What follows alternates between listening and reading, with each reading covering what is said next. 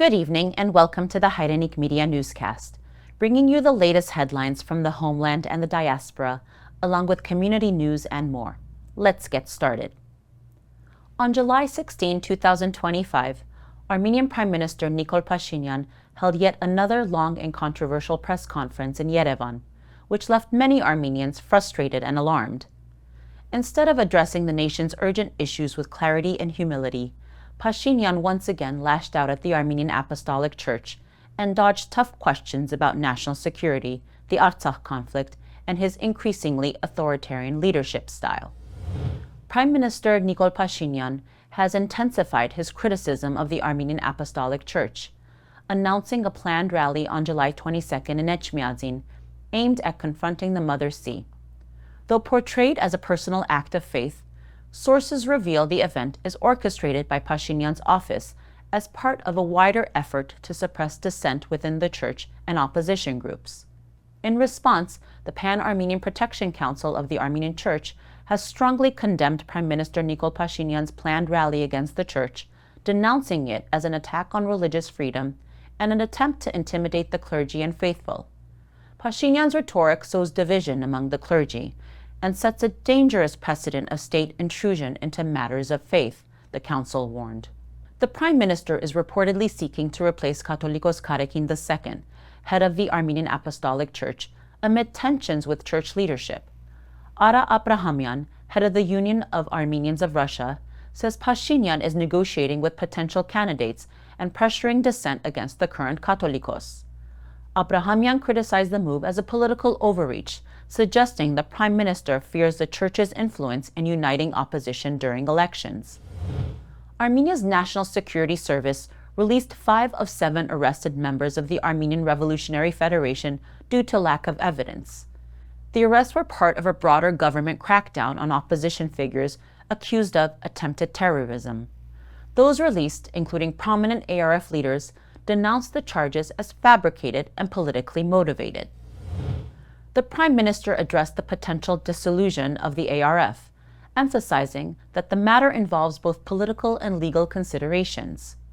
During a nearly 5-hour press conference, when questioned about banning the ARF, he stated, "A political judgment is a political judgment, but dissolving a party is a legal matter. If legal grounds are established, it becomes a legal issue, not a political one." Pashinyan refrained from expressing a clear political position on the possible ban. Lawyer Sergei Harutyunyan stated that recent legal actions against the ARF, clergy members Bagrat Galastanyan and Mikhail Achabahyan and Samvel Karapetyan, are politically motivated, aiming to isolate voices critical of the government. He added that the arrests were based on a pre-compiled list and that authorities deliberately hindered lawyers' access to detainees. Following a protest by the Council for the Protection of the Rights of Artsakh Armenians, human rights defender Geram Stepanyan stated that no agreement was reached with the government regarding the continuation of housing support for displaced Artsakh citizens.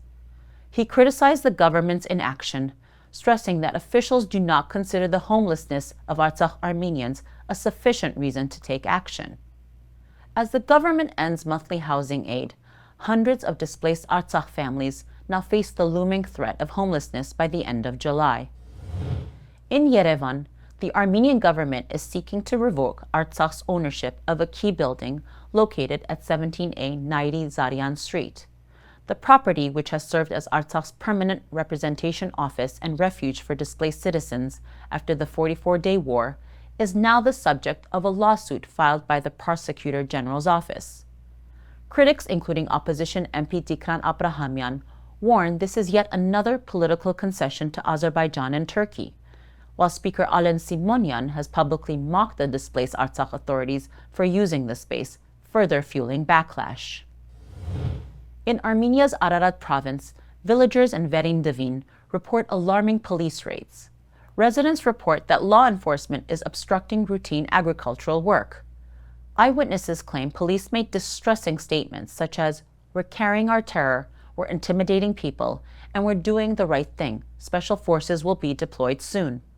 Parliamentarian from Armenia faction Zemfira Mirzoyeva has brought national attention to the incident, as no official justification has yet been provided.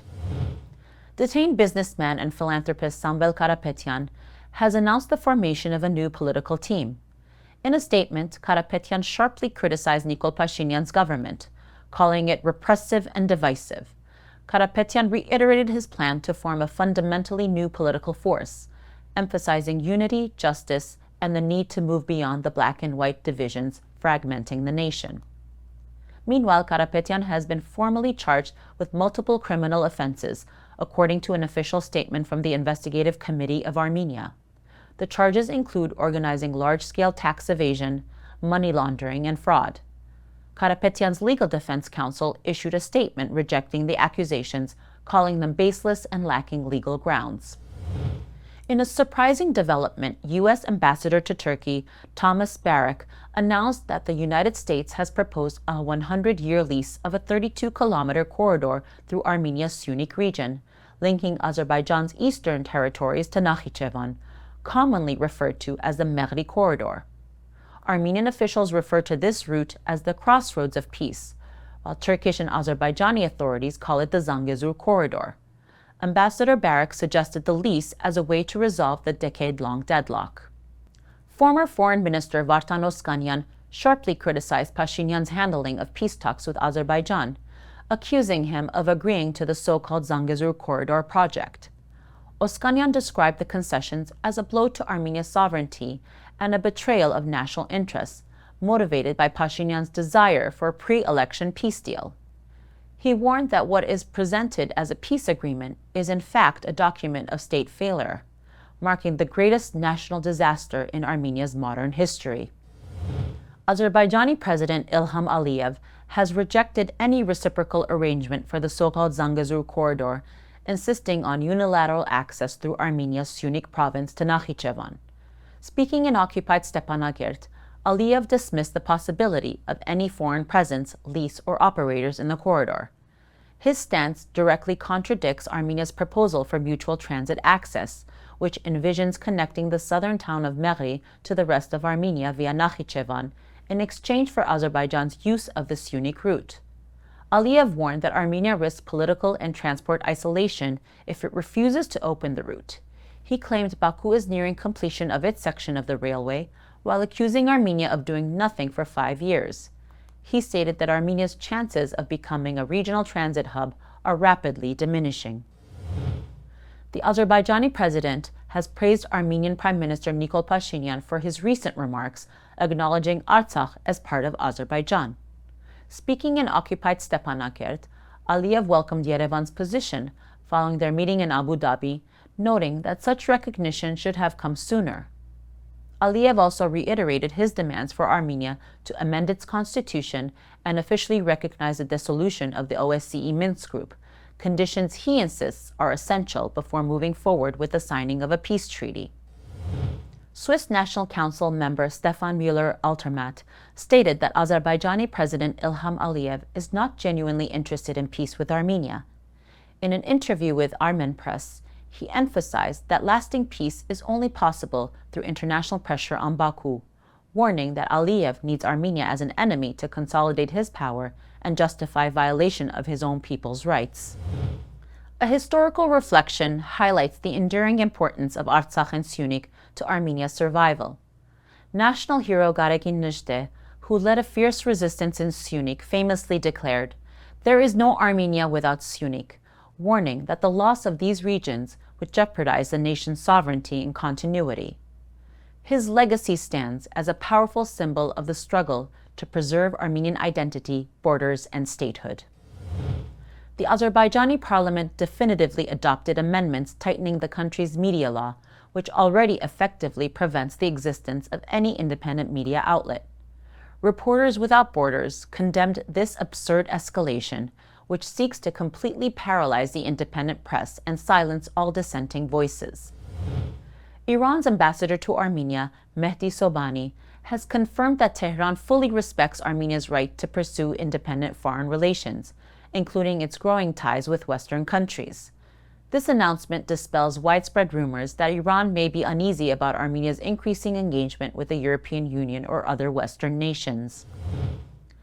Belgium's Chamber of Representatives has unanimously passed a resolution condemning Azerbaijan's military aggression against Artsakh's Armenian population and violations of international law.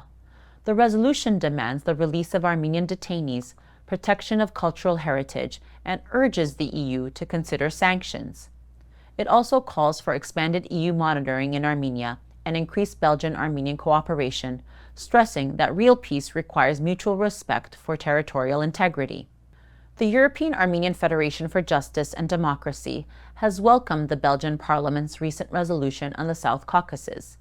Its president, Samvel Karapetyan, praised the resolution as a strong stand for peace, human rights, and international law. He highlighted the right of Artsakh Armenians to return safely under international guarantees and called for an end to Azerbaijan's aggressive rhetoric.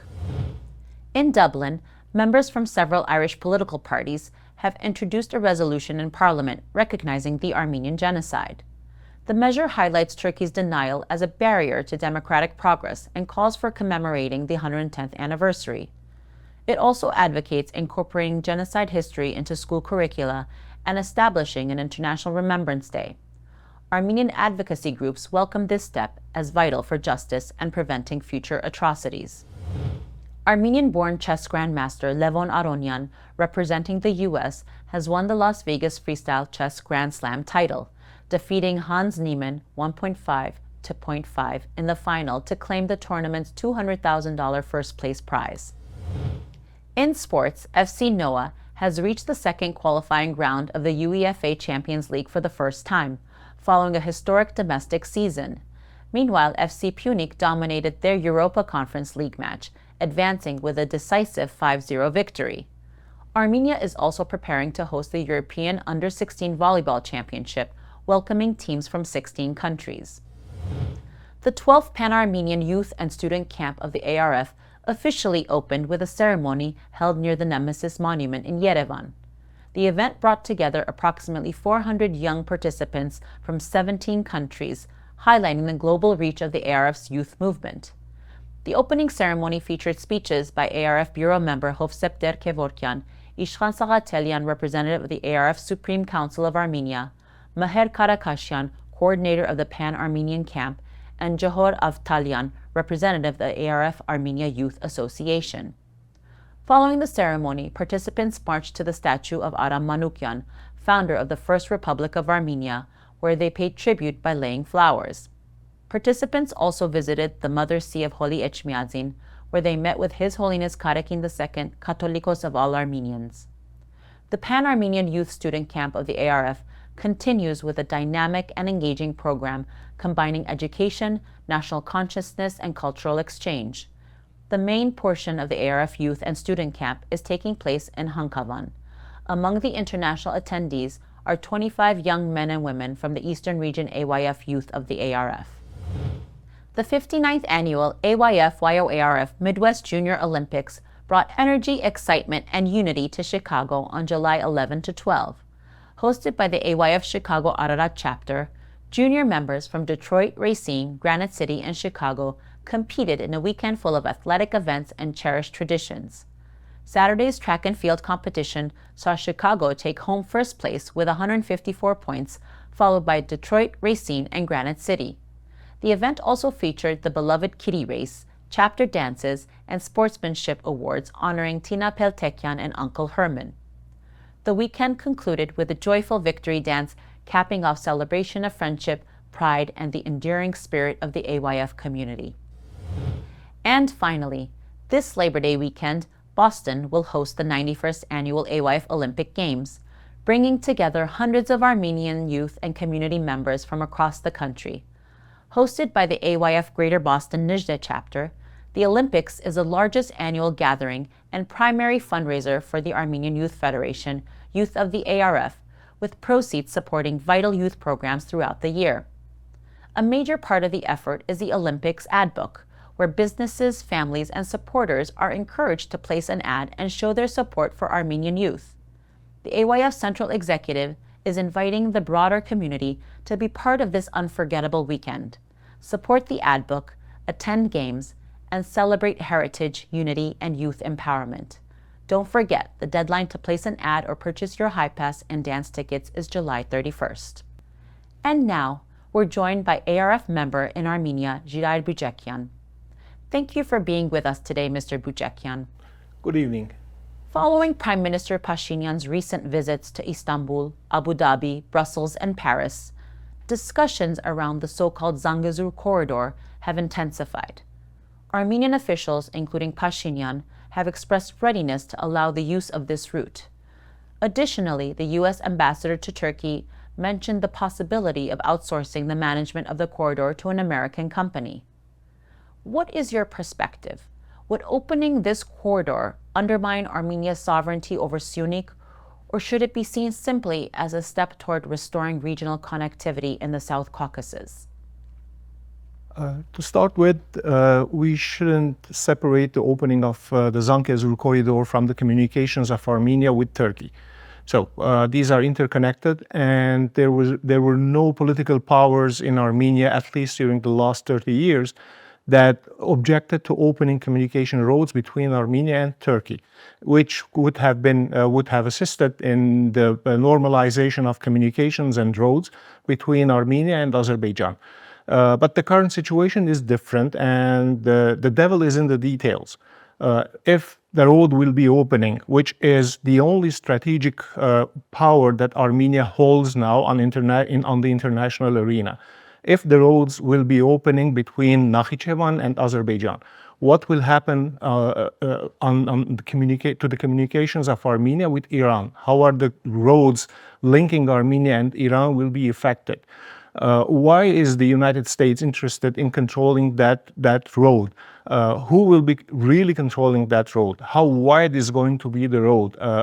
Who will be controlling the properties on both sides of the road? All these details are what will define if these communication roads will be really opening communications and economy in the South Caucasus, or there will be just transforming Armenia into another island sandwiched between Azerbaijan and Turkey, which will make it lose all its influence on international politics and Armenian reality.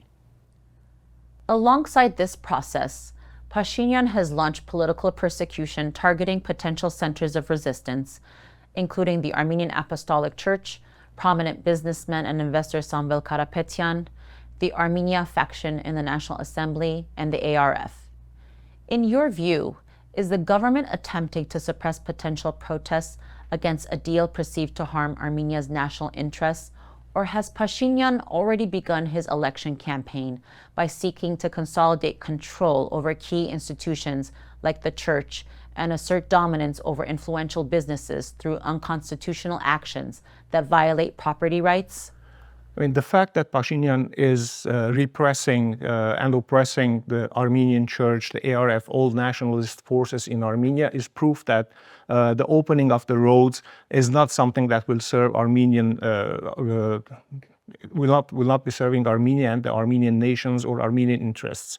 They will be serving other interests that Pashinyan is himself serving.